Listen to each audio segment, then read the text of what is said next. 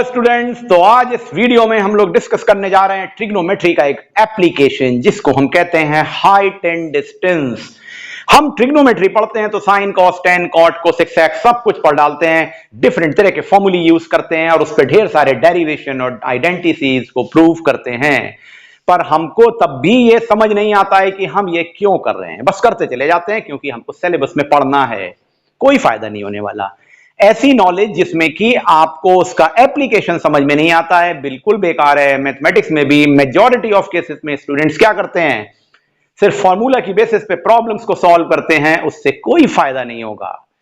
उसको अप्लाई करना होगा अपनी डेली लाइफ में, डिफरेंट तरह के यूजेस में। तो देखिए, ये जो हाइट एंड डिस्टेंस की पढ़ाई है, ये ट्रिग्नोमेट्री का प्रैक्टिकल एप्लीकेशन है। किस तरह से, इसको समझिए। आप कहीं पर खड़े हुए हैं और एक बहुत ऊंची सी टॉवर को देख रहे हैं। पॉसिबिलिटी हो सकती है ना, आप नीचे से ऊपर को देख रहे हैं, टॉवर की बहुत ज्यादा हाइट है और टॉवर से आप थोड़ा दूर खड़े हैं। तो देखिए, जो हाइट ऑफ द टॉवर है वो हाइट कहलाएगी और जितना दूर आप टॉवर की बेस से खड़े हुए हैं, बिल्डिंग की बेस से खड़े हुए हैं, वो डिस्टेंस कहलाएगा। तो बन गया हाइट एंड डिस्टेंस। सिमिलरली आप छत पे खड़े हैं और नीचे आप first floor, second floor, third floor के रिलेशन में थर्ड फ्लोर पे खड़े हैं और नीचे ग्राउंड फ्लोर पे देख रहे हैं। तो जब आप ऊपर से नीचे देख रहे हैं तो आपकी जो हाइट है ग्राउंड फ्लोर से थर्ड फ्लोर तक वो हाइट है, और जहां पर आप देख रहे हैं वहां तक का जमीन पे, ग्राउंड पे जो डिस्टेंस है वो डिस्टेंस है। तो बन गया हाइट एंड डिस्टेंस। इस तरह से आप हाइट एंड डिस्टेंस की पढ़ाई को करते हैं, उसका प्रैक्टिकल एप्लीकेशन क्या है और उसमें किस तरह का एंगल बनता है, उस बात को आप समझाना शुरू करते हैं। यहां पे टॉपिक हाइट एंड डिस्टेंस में, यहां पर इस वीडियो में सबसे पहले मैं आपसे डिस्कस करूंगा डिफरेंट तरह के सारे concept about the height and distance, जिसकी बेसिस पे आप वैरायटी ऑफ प्रॉब्लम्स का लॉजिक समझ जाएंगे। और अगर लॉजिक क्लियर हो गया तो सारे क्वेश्चंस आप निकाल सकते हैं। और उसके बाद के जो एक या दो और वीडियोस होंगे उनमें वेरियस डिफिकल्ट प्रॉब्लम्स को डिस्कस किया जाएगा। तो सबसे पहले हम लोग डिस्कस करते हैं बेसिक कॉन्सेप्ट और स्टार्टिंग से लेते हैं। तो देखिए, एक एग्जांपल हम यही ले रहे हैं कि एक मैन या कोई पर्सन एक टावर को या किसी बिल्डिंग को जो ऊंचाई तक है, बहुत हाइट पर है, उसको देख रहा है। तो देखिए, ये एक पर्सन खड़ा हुआ है, ये एक पर्सन है जो यहां एक ये बिल्डिंग है, इस बिल्डिंग को देख रहा है। दिस इज ए बिल्डिंग और ये है मैन, ये मैन यहां पे खड़ा हुआ है। अब ये मैन बिल्डिंग की बेस से इतनी दूरी पर है, तो ये जो डिस्टेंस है हमने इसको नाम दे दिया ए बी, और ये कहलाता है डिस्टेंस, जिसको हम कहते हैं डी, कैपिटल डी बोल दिया। डिस्टेंस देखिए आ गया ना, डिस्टेंस कितनी दूरी पे मैन खड़ा हुआ है। और ये बिल्डिंग है, ये बिल्डिंग की हाइट हमने मान ली है h, बिल्डिंग की हाइट है h। तो देखिए आ गई हाइट। अब ये मैन इस बिल्डिंग को इस टॉप पर देख रहा है, ये यहां पे इस तरह से ऑब्जर्व कर रहा है। जब ये नीचे से ऊपर को देख रहा है, हम ये मान के चल रहे हैं कि ये मैन की आईज यहां पर है। डायग्राम भले ही ऐसे बना है पर ये मैन यहां की पोजीशन से देख रहा है, आंखों के रिलेशन से देख रहा है। ये मैन की हाइट के रिस्पेक्ट में देखिए, प्रॉब्लम ऐसा भी हो सकता है कि मैन यहां से देख रहा है तो मैन की हाइट वो भी हो सकता है, अभी आएंगे उस पर भी। सबसे पहले हम ये मान के चलें कि यहां से देख रहा है और इसकी टिप से ये डिस्टेंस है d और ये हाइट है h। दूसरी पॉसिबिलिटी ये भी हो सकती है, जैसा मैंने बोला कि आपके सामने ये बिल्डिंग बनी है जिसकी हाइट है h, ये बिल्डिंग है और बिल्डिंग के सामने ये मैन खड़ा हुआ है और मैन की हाइट है स्मॉल h। मैन भी तो भाई 6 फीट का, 5 फीट का होगा, और ये डिस्टेंस है d, मैन के लेग से बेस के बीच में, और मैन यहां से देख रहा है। तो देखिए ये सिचुएशन बनेगी। अब आप देख रहे हैं ये रेक्टेंगुलर फिगर और ये ट्राइंगुलर फिगर, और यहां सिर्फ ट्राइंगुलर फिगर बन गई। सबसे पहले लेवल पे जब हम बेसिक शुरू करने जा रहे हैं तो हम इस ट्राइंगुलर फिगर के रिस्पेक्ट में सीखेंगे ट्रिग्नोमेट्रिकल हाइट एंड डिस्टेंस, या सिर्फ अभी इस ट्राइंगुलर फिगर के रिस्पेक्ट में सीखेंगे, हम इस पोर्शन को बाद में लेंगे। तो सबसे पहले आप यहां पर आइए और इसमें देखिए, जब मैन ऊपर को देख रहा है तो यहां से एक एंगल बन रहा है थीटा, जिसको हम कहते हैं angle of elevation, angle of elevation. एक सर्टेन एंगल से ये बन रहा है। अब आप देखिए, आपने हाइट एंड डिस्टेंस में 6 ट्रिग्नोमेट्रिकल रेशियो पढ़े हुए हैं जो एक एंगल को कैलकुलेट करने के लिए किन्हीं भी दो साइड्स के रेशियो के रिस्पेक्ट में होते हैं, sine theta, cos theta, tan theta, cot theta, sec theta, like that. यहां पर आप देखें तो ये एंगल है, तो एंगल के सामने ये जो हाइट है, this will be considered as perpendicular, और परपेंडिकुलर से ये 90 डिग्री एंगल बन रहा है, तो this will be considered as base. Means यहां पर अगर इस एंगल के रिस्पेक्ट में हाइट और डिस्टेंस को ले रहे हैं जो एक दूसरे से 90 डिग्री पर है, तो कौन सा ट्रिग्नोमेट्रिकल रेशियो आया? 10। तो we can write here tan theta is equal to perpendicular upon base, means we can write tan theta is equal to height upon distance। लीजिए, एक लॉजिक बन गया, tan theta is equal to height upon distance। आप उसी relation में यहां पर कह सकते थे, अब देखिए बिल्डिंग की हाइट है टोटल h, बिल्डिंग की ये हाइट है, ध्यान दीजिएगा, और ये हाइट है मैन की स्मॉल h, तो ये हाइट कितनी हो जाएगी? ये हो जाएगी h माइनस स्मॉल h, इतना रीजन टोटल में से ये हाइट माइनस कर दी, और यहां से एंगल बन रहा है थीटा, और ये बेस है d क्योंकि ये इसके पैरेलल है, तो यहां पर tan थीटा आ जाएगा h minus h upon d, इतने हाइट के रिस्पेक्ट में। देखिए, आपको ये रिलेशन और रिलेशन दोनों समझ में आ गए। इस तरह से पहला फॉर्मूला या पहली सिचुएशन वही ट्रिग्नोमेट्रिकल रेशियो से आई, लेकिन क्या आई? मेजॉरिटी ऑफ केसेस में हाइट एंड डिस्टेंस निकालने के लिए एक ही लॉजिक है, tan theta is equal to perpendicular upon base, यानी कि हाइट अपॉन डिस्टेंस।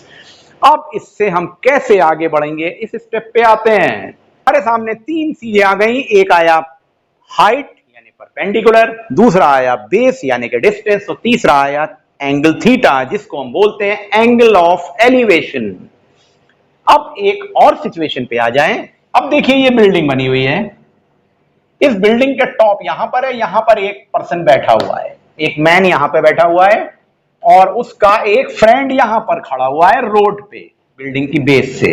तो ये तो हो गई हाइट और ये है डिस्टेंस, और इस रिलेशन में मैन, नीचे वाला मैन जो है, ये मैन इस पर्सन को देख रहा है, तो ये एंगल थीटा बन रहा है जिसको हम कह रहे हैं एंगल ऑफ एलिवेशन, ये एंगल ऑफ एलिवेशन। और अब हम कह रहे हैं ये मैन इसको देख रहा है, दोनों एक दूसरे को देख रहे हैं, तो समझने की कोशिश करिए, दोनों जब एक दूसरे को देख रहे हैं उस कंडीशन में यहां से एक एंगल नीचे को बनेगा इस रिस्पेक्ट में, इसको बोलते हैं angle of depression, angle of depression. अगर ये मैन इस मैन को देख रहा है तो ये दोनों लाइन पैरेलल होंगी, ये दोनों एंगल आपस में इक्वल होंगे, यानी angle of elevation angle of depression के बराबर होगा। तो आप इस एंगल के रिस्पेक्ट में ऑल्टरनेट एंगल बना के ये फिर भी लिख सकते हैं हाइट tan थीटा के रिलेशन से tan theta is equal to height upon distance. तो देखिए, दो तरह की सिचुएशन हो सकती है, एंगल ऑफ डिप्रेशन की, एंगल ऑफ एलिवेशन की, लेकिन ये दोनों एंगल उसी कंडीशन में बराबर होंगे जब ये लाइन दोनों पैरेलल हैं और दोनों एक दूसरे को देख रहे हैं। तो हमारे सामने प्रॉब्लम में एंगल ऑफ एलिवेशन भी हो सकता है, एंगल ऑफ डिप्रेशन भी हो सकता है। अब इसकी बेसिस पे तीन तरह की प्रॉब्लम्स बनती हैं, वो तीन कौन सी हैं? बिल्कुल सिंपल सा लॉजिक है, तीनों को एक बार आपको कैलकुलेट करके दिखा देते हैं, तो उसको देखिए जरा। अब आपके सामने प्रॉब्लम यह है कि एक मैन वन, जिसका नाम हमने दे दिया मैन वन, ये टॉप पर देख रहा है इस मैन को, मैन टू को, और मैन टू देख रहा है मैन वन को। ये बिल्डिंग है, इस बिल्डिंग से सर्टेन हाइट यानी ये डिस्टेंस पे मैन बैठा हुआ है, और यहां से ये एंगल थीटा बन रहा है एंगल ऑफ एलिवेशन। क्योंकि ये मैन टू मैन वन को देख रहा है तो ये है एंगल ऑफ डिप्रेशन, और ये एंगल ऑफ डिप्रेशन और एंगल ऑफ एलिवेशन आपस में इक्वल हैं। हमने मान लिया इस बिल्डिंग की हाइट है 200 metre, this height of the building is 200 metre, this is height, और ये डिस्टेंस है d जो कि बिल्डिंग की बेस से मैन का डिस्टेंस है, और यहां पर ये बनने वाला एंगल है 60 डिग्री, यानी मैन जो है 60 डिग्री के एंगल से ऊपर देख रहा है। अब अगर एंगल ऑफ एलिवेशन 60 डिग्री है और ये मैन टू भी इसको देख रहा है, तो नेचुरली ये एंगल ऑफ डिप्रेशन भी 60 डिग्री होगा। तो क्वेश्चन दो तरह से हो सकता है, ये पार्ट नहीं हो तो क्वेश्चन हो सकता है a man is observing the top of the tower with an angle of elevation 60 degree and the height of the building is 200 metre. या क्वेश्चन हो सकता है a man sitting at the top is looking at the base on this man with an angle of depression 60 degree and height of the tower or building is 200 metre. कोई भी language हो सकती है, लेकिन ये एंगल तो बराबर होंगे ना। तो उस कंडीशन में पूछा जा रहा है what will be the distance between man and the base. तो आपको कुछ नहीं करना है, सिर्फ लिखना है tan theta is equal to height upon distance perpendicular upon base, और यहां पे लिख देना है tan 60 is equal to height 200 metre upon distance. Now place the value of 60, tan 60 √3 is equal to 200 upon d, और distance you will get 200 upon √3 metre, और you can solve it by putting the values 1.732 metre. देखिए distance पता लग गया, basic logic, पहली possibility बन गई। अब क्वेश्चन में यह भी तो हो सकता है ये डिस्टेंस दिया हुआ है और हाइट पूछी जाए, कोई प्रॉब्लम नहीं है, वो भी देख लेते हैं। और उसके बाद तीसरी पॉसिबिलिटी हो सकती है कि डिस्टेंस और हाइट दोनों दिए हुए हैं और पूछा जा रहा है एंगल कितने डिग्री का बन रहा है, उसको भी समझ लेते हैं। की बार क्वेश्चन में बोला गया है कि आपके सामने एक मैन जो कि बिल्डिंग की बेस से 200 मीटर पे खड़ा हुआ है और वो 60 डिग्री के एंगल ऑफ एलिवेशन से टॉप ऑफ द बिल्डिंग पे देख रहा है, तो बिल्डिंग की हाइट कितनी है, तो लीजिए निकाल लीजिए। आप लिखेंगे tan 60 is equal to perpendicular height upon base यानी कि d, तो tan 60 is equal to height upon 200 और √3 is equal to h upon 200, तो you will get height of the building 200 √3 metre, और 1.732 से मल्टीप्लाई करके हाइट निकाल दीजिए। तो आपको दो पॉसिबिलिटी बेसिकली पता लग गई। अब तीसरी पे आ जाएं, ये एंगल कैसे निकलेगा। सिचुएशन ये है कि क्वेश्चन है height of the building is 200 √3 metre, और एक मैन जो है वो बिल्डिंग से 200 मीटर के डिस्टेंस पे खड़ा हुआ है और टॉप ऑफ द बिल्डिंग पे खड़े मैन को देख रहा है, तो एंगल ऑफ एलिवेशन कितना बन रहा है। या क्वेश्चन हो सकता है एक मैन टॉप पर बैठा हुआ है और वो नीचे वाले मैन को देख रहा है, तो एंगल ऑफ डिप्रेशन कितना है, कोई दिक्कत नहीं। फिर से आप लिखेंगे tan theta is equal to perpendicular upon base means height upon distance, और tan theta is equal to 200 √3 upon base है 200, तो ये 200 कैंसिल हो गए, तो tan theta is equal to √3 लिखेंगे। As you know √3 is the tan 60, तो आप लिख देंगे tan 60 means theta is equal to 60 degree. आपका आंसर आ गया एंगल ऑफ एलिवेशन या एंगल ऑफ डिप्रेशन। बहुत सिंपल वे में आपने बेसिक लॉजिक को समझ लिया, अब इसको अप्लाई कर दें डिफरेंट जगह पर। तो जो आपने अब तक सीखा उसकी बेसिस पे अब हम लोग आते हैं एक लॉजिक पे, और ये एक ऐसा लॉजिक है जिससे 10-15 तरह की सारी प्रॉब्लम एक ही साथ सॉल्व हो जाएंगी। आप देखेंगे बुक में ढेरों प्रॉब्लम दी हैं, लेकिन लॉजिक उसका सिर्फ एक है। आइए उसको समझ लेते हैं, और उसमें एक ही क्वेश्चन से आपको वैरायटी ऑफ प्रॉब्लम को समझ में आ जाएगा। तो देखिए क्वेश्चन ये है, ये एक टावर है, इस टावर या बिल्डिंग की हाइट हमने मान ली 600 मीटर है, और इसको h नाम दे दिया और ये नाम लिख दिया AB। अब ये जो टावर है, इस टावर के सामने एक सर्टेन डिस्टेंस पे इसको पॉइंट दे दिया C, एक मैन खड़ा हुआ है, ये मैन यहां पे खड़ा हुआ है और बिल्डिंग के टॉप ऑफ द टावर को देख रहा है with an angle of 60 degree. 60 degree के एंगल से ऊपर को देख रहा है, तो ये एंगल ऑफ एलिवेशन हो गया। अब मैन क्या करता है, इस पॉइंट से आगे बढ़ता है और डी पर आ जाता है, इस पॉइंट डी पर आ जाता है। जब ये डी पे आता है तो फिर से वो टॉप ऑफ द टावर को देखता है, तो ये बनने वाला एंगल 30 डिग्री हो जाता है। बिल्कुल क्लियर। तो देखिए एंगल ऑफ एलिवेशन डिक्रीज हो रहा है, कब डिक्रीज हो रहा है, जब वो man away from the tower जा रहा है। लॉजिक देखिए, और क्वेश्चन में कहा गया है बिल्डिंग की हाइट 600 मीटर है। क्वेश्चन ऐसा भी हो सकता था कि क्वेश्चन में कहा जाता मैन डी पर खड़ा है और एंगल ऑफ एलिवेशन 30 डिग्री है टॉप पर, और वो बिल्डिंग के क्लोजर जा रहा है।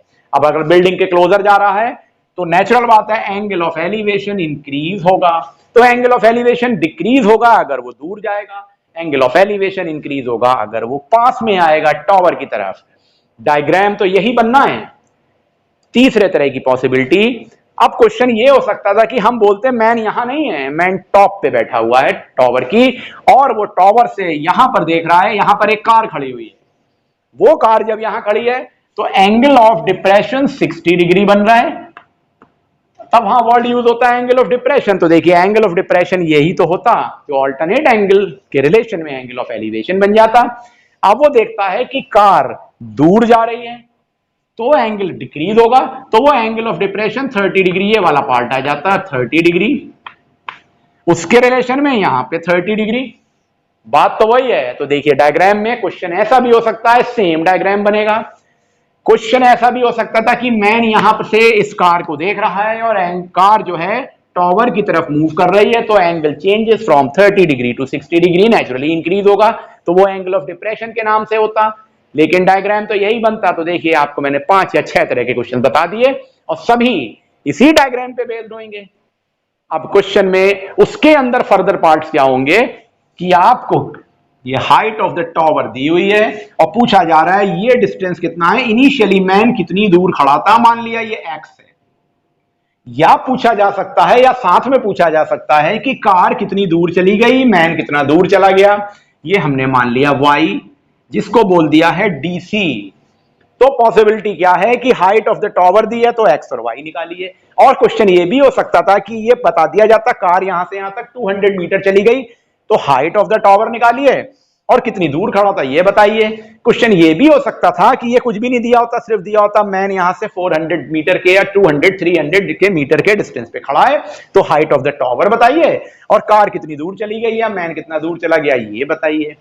देखिए सारे क्वेश्चन का लॉजिकल डायग्राम सिर्फ ये है और सबको सॉल्व करने की टेक्निक भी एक ही है, इक्वेशन फॉर्मेशन, वो समझ लीजिए। तो देखिए क्या होगा, आपके सामने जो ये डायग्राम बन के आएगा, किसी भी तरह की आप देखेंगे बुक में इस तरह की 10-12 प्रॉब्लम्स मिलेंगी और उन सभी 10 या 12 प्रॉब्लम्स में सेम डायग्राम बनाएंगे, जैसा क्वेश्चन हो वैसी सिचुएशन ड्रॉ कर लेंगे। तो देखिए पहली सिचुएशन में आपके सामने ट्राइंगल ए बी डी, अगर ये बड़े वाले ट्राइंगल को देखें, एक ये ट्राइंगल है राइट एंगल ट्राइंगल, दूसरा देखें ट्राइंगल ए बी सी, ये दूसरा राइट एंगल ट्राइंगल है। दोनों ट्राइंगल के रिलेशन में सॉल्व कर लें अपने पुराने बेसिक फंडामेंटल से। तो देखिए पहले हम ले रहे हैं ए बी डी, तो हम लिखेंगे 10 30 perpendicular upon base mean 600 upon x plus y, हमारी पहली इक्वेशन बन गई, पहली इक्वेशन बनेगी ना। अब दूसरे ट्राइंगल में देखिए triangle A B C, triangle ABC में देखिए तो 10 60 is equal to perpendicular upon base mean 600 upon x, ये सेकंड इक्वेशन बन गई। देखिए आपके सामने लॉजिक ये आ गया कि जब भी कोई ऐसा क्वेश्चन आए किसी भी लैंग्वेज में आए, आप ये दो इक्वेशन बना लो इस तरह की, एक बड़े ट्राइंगल से राइट एंगल से, एक दूसरे छोटे ट्राइंगल से, मतलब राइट एंगल ट्राइंगल ढूंढो, परपेंडिकुलर अपॉन बेस लगाओ, tan थीटा लगाओ और सॉल्व करो। अब दोनों इक्वेशन को सॉल्व करेंगे, कैसे करेंगे, तो अब हम इन इक्वेशन को सॉल्व करेंगे। तो देखिए पहली इक्वेशन को देखिए, तो पहली इक्वेशन में वैल्यू रखेंगे 1/√3, क्योंकि tan 30 1/√3 होता है, is equal to 600 upon x plus y. ये अब आप इसको देखिए तो लिख सकते हैं x plus y is equal to 600√3, ये आपके सामने इक्वेशन आ गई 600√3, ये पहली इक्वेशन इसके रिलेशन में आई। अब इसके रिलेशन में देखिए तो इसको लिख सकते हैं √3 is equal to 600 upon x और 600 इज इक्वल टू x√3, ये आपके सामने एक इक्वेशन आई। तो इन दोनों इक्वेशन को आई थिंक आप बड़े मजे से सॉल्व कर सकते हैं। कैसे सॉल्व कर सकते हैं, यहां से x की वैल्यू निकालिए, तो यहां से x की वैल्यू आ जाएगी 600 अपॉन √3। अब आप इस वैल्यू को उठा के यहां इस इक्वेशन में रख दीजिए। तो देखिए अब हम सॉल्व करेंगे, तो x plus y is equal to 600√3, आपने इसको लिखा, अब x की जगह लिख दिया 600 upon √3 plus y is equal to 600√3। जब आपने इसको सॉल्व किया तो आई थिंक ये सॉल्व करना तो बहुत आसान है, चलिए सॉल्व कर देते हैं। अब ये इधर चला जाएगा तो y की वैल्यू निकल आएगी, तो मैं यहां पे सॉल्व कर दे रहा हूं इसको। तो y is equal to 600√3 minus 600 upon √3, minus देखिए यहां पे लिख दिया माइनस 600 अपॉन √3, और आप इसका एलसीएम लीजिए यहां पे, तो ये आएगा √3, तो ये √3 इंटू √3 3 हो जाएगा।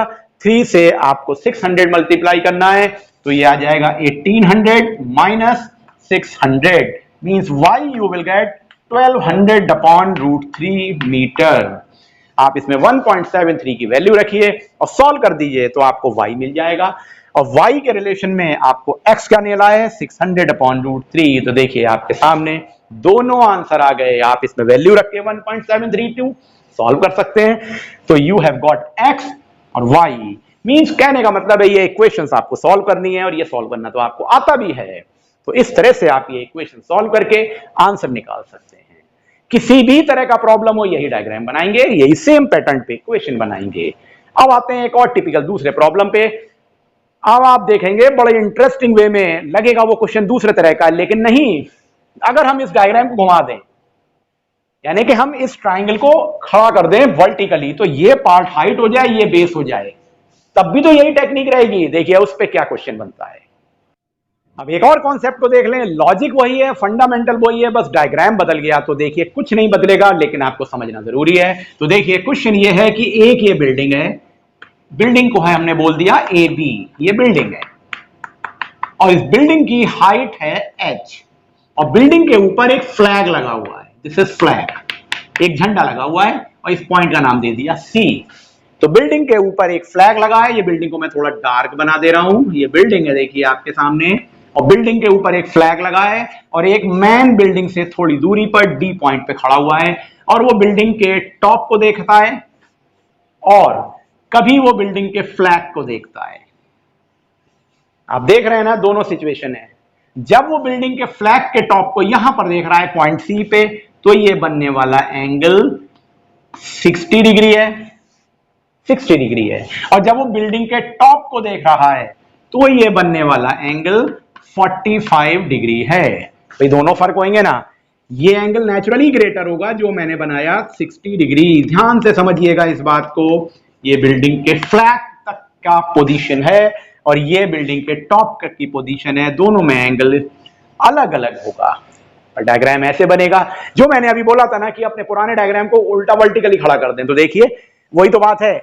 ये डिस्टेंस और ये डिस्टेंस, यहां ये डिस्टेंस। अब क्वेश्चन में बोला जा रहा है कि वो मैन बिल्डिंग से 500 मीटर के डिस्टेंस पे खड़ा हुआ है। तो बताइए बिल्डिंग की हाइट कितनी है और ये फ्लैग कितना ऊंचा है, ये फ्लैग की हाइट कितनी है। तो हमने मान लिया फ्लैग की हाइट है x, ये हाइट है x और बिल्डिंग की हाइट है h और ये डिस्टेंस दिया है। चलिए शुरू हो जाते हैं। तो देखिए आपके सामने फिर यहां दो ट्राइंगल बन रहे हैं। पहला ट्राइंगल बन रहा है कौन सा, ABD। ट्राइंगल ABD को देखिए तो आपको मिलेगा ABD में 1045 is equal to h upon 500।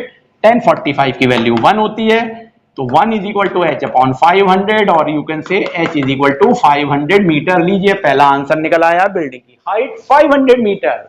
अब देखिए अब दूसरा ट्राइंगल है ट्राइंगल CBD। इसमें लिखेंगे आप 1060 इज इक्वल टू परपेंडिकुलर कितना हो जाएगा x plus h upon base 500। Value रख दीजिए h तो अभी निकाला और यहां वैल्यू लिखिए √3 is equal to x plus 500 upon 500। तो x is equal to 500 √3 minus 500, यानी कि 500 √3 माइनस 1। आप ये सॉल्व कर देंगे, इसको सॉल्व करेंगे, आराम से निकाल लेंगे फ्लैग की हाइट कितनी है। ये तो बहुत सिंपल सी मैथमेटिक्स रह गई।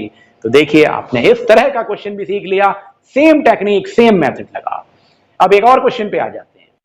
अब देखिए क्वेश्चन ये हो सकता है, बड़ा अप्लाइड क्वेश्चन है कि एक लड़का है, ये एक बॉय है जो पतंग उड़ा रहा है। देखिए ये पतंग उड़ा रहा है, काइट।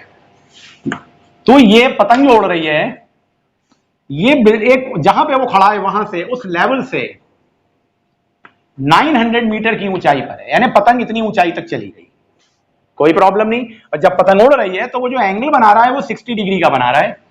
तो पूछा जा रहा है पतंग की जो ये स्ट्रिंग है इसकी लेंथ कितनी है, लेंथ ऑफ स्ट्रिंग कितनी है। अब ध्यान दीजिएगा यहां पे आप 10 नहीं लगाएंगे, क्यों, क्योंकि ये राइट एंगल ट्राइंगल में ये तो परपेंडिकुलर है, ये बेस है और ये हाइपोटेन्यूज है। तो हाइट एंड डिस्टेंस तो फॉलो करते हैं, पर ये भी तो रूल हो सकता है। तो हमारे सामने बनेगा sine theta is equal to perpendicular upon hypotenuse, ये भी हो सकता है। तो आप लिखेंगे sine 60 is equal to 900 upon L. तो एल इज इक्वल टू आप निकाल सकते हैं 900 अपॉन साइन 60 की वैल्यू रख दीजिए। साइन 60 की वैल्यू होती है √3/2, तो ये 1800 upon √3 metre length of the string आ जाएगी। ऐसा क्वेश्चन भी हो सकता है, कोई प्रॉब्लम नहीं, रूल तो हाइट एंड डिस्टेंस का ही लगा। एक और जरा प्रॉब्लम को देख लें, प्रॉब्लम आपको मिल सकती है जिसमें आप कंफ्यूज हो सकते हैं, उसको भी डिस्कस कर लें। तो देखिए है वही कॉन्सेप्ट, बस थोड़ा सा शब्दों का हेर फेर है। एक बिल्डिंग है जिसकी हाइट है h, ये अननोन है बिल्डिंग की हाइट। एक पर्सन यहां बी पॉइंट पे खड़ा हुआ है और बिल्डिंग के टॉप को देख रहा है। जब वो बिल्डिंग के टॉप को देख रहा होता है तो क्वेश्चन में ये गिवन है स्टेटमेंट कि he is making an angle of elevation of the tangent 4/5। क्या शब्द लिखा है? टेंजेंट 4/5। मतलब ये एंगल अगर हमने मान लिया बीटा, तो बीटा यानी कि tan बीटा की वैल्यू है 4/5। देखिए बीटा मतलब ये 60 डिग्री 30 डिग्री की वैल्यू गिवन है, जो भी एंगल हो। तो क्वेश्चन में लिखा है टेंजेंट 4/5, इसका मतलब हुआ जो ये एंगल हमने मान लिया से बीटा, तो tan beta is equal to 4/5। ये बात को समझना है। अब वो जब मैन दूर चला जाता है 50 मीटर, तो क्वेश्चन में कहा गया है कि एंगल हो जाता है टेंजेंट ऑफ 3/5। इसका मतलब मान लिया ये एंगल अल्फा है, तो आप यहां लिखेंगे tan alpha is equal to 3/5। और ये क्वेश्चन और भी ज्यादा आसान बन गया।